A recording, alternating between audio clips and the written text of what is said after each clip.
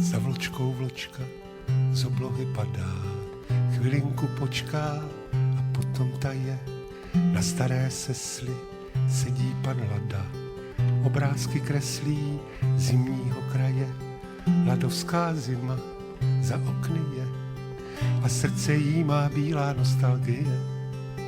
Ladovská zima, děti a sáně a já jdu s nima do chrámu Páně.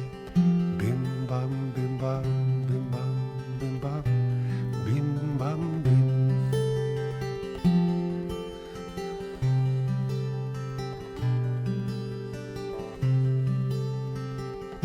To mokré bílé svinstvo padá mi za límec. Už 4. měsíc v jednom kuse furt prosinec. Večer to odhážu, namážu záda, ráno se zbudím a zas kurva padá. Děcka mají zmrzlé kosti, saňkuju už jenom z povinnosti. Mrzne jak svině, 30 pod nulu, auto ani neškytne, hrudky se dělají v mogulu. Kolony aut, krok, sun, krok, bo silničáři tak jak každý rok jsou překvapení velice, že sníh zasypal jim silnice. Pendolino stojí kdesi ku polomi, zamrzli mu všecky CD-romy.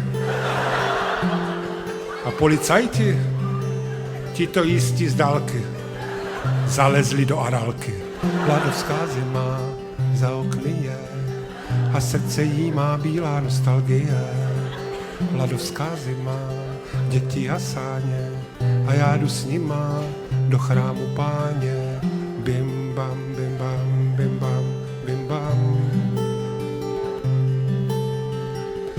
Na Vysočině zavřeli D1, kamiony hrali na honičku. Takzvané rally letní gumy.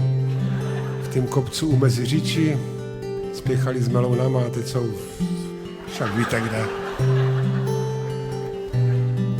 Na ČT1 studio Sníh. Voldanová sedí na saních. A v Praze kalamita jak na Sibiři, 3 centimetry sněhu a u muzea 4.